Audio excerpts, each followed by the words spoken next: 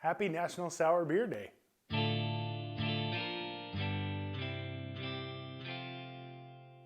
Hi, I'm Will, and welcome back to Ales and Insights, where I explore some awesome Bible truths and review some amazing beers. So if you like learning about God's Word or talking about craft beer, then go ahead and subscribe if you haven't already, and click that notification bell so you never miss anything.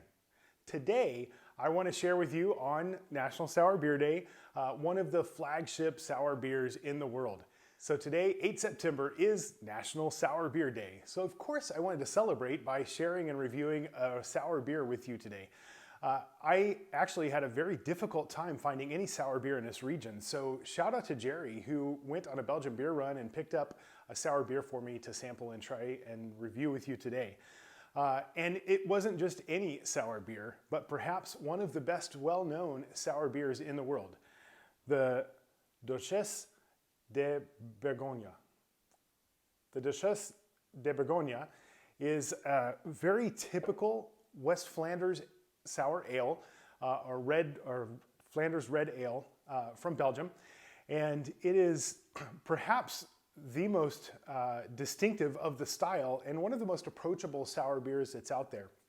So this particular Duchesse de Bourgogne is about 6.2 ABV, and after top fermentation, different batches of the ale are put to age in oak barrels, and eventually 8-month-old and 18-month-old aged batches of this beer are blended together to form the Duchesse de Bourgogne.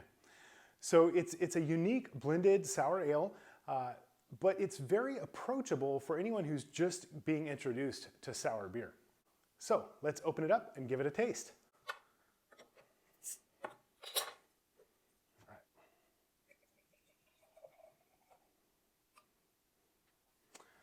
All right. So as you can see, it's kind of a dark brown, but where the light hits it, it does have some clarity to it, and it ends up revealing kind of a ruby red or even a burgundy sort of crimson color to it. The head itself is beige, but kind of meager and dissipating, which is to be expected for this kind of a style. Let's give it a whiff.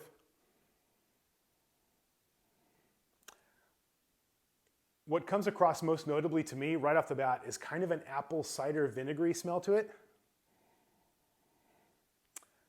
Maybe some cranberry, some sour cherries, kind of a fruitiness, raisins coming through.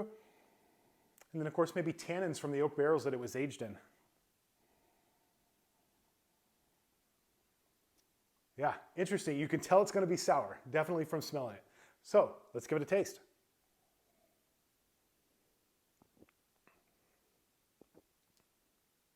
It's got almost, oh wow, very bright and acidy kind of on the back of the mouth. It's got kind of a mouthfeel of silky, kind of champagne sort of effervescence to it. But it's got a very kind of bold, well-rounded, a little bit sweet sourness to it, kind of tartness. It combines kind of cherries and plums and raisins and all sorts of tart berries and fruit in the flavor.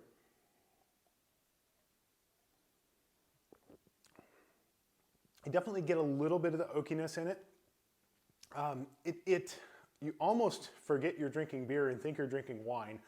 There's a little bit of a sour red wine component, or a lot of a sour red wine component to it. There are a little bit of vanilla.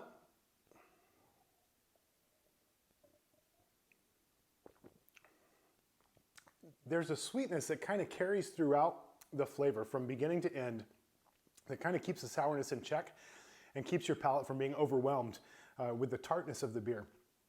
So it makes it very approachable. Again, it's a very enjoyable beer. I would rate this highly and encourage. It's available, highly available in the US. You can find it anywhere.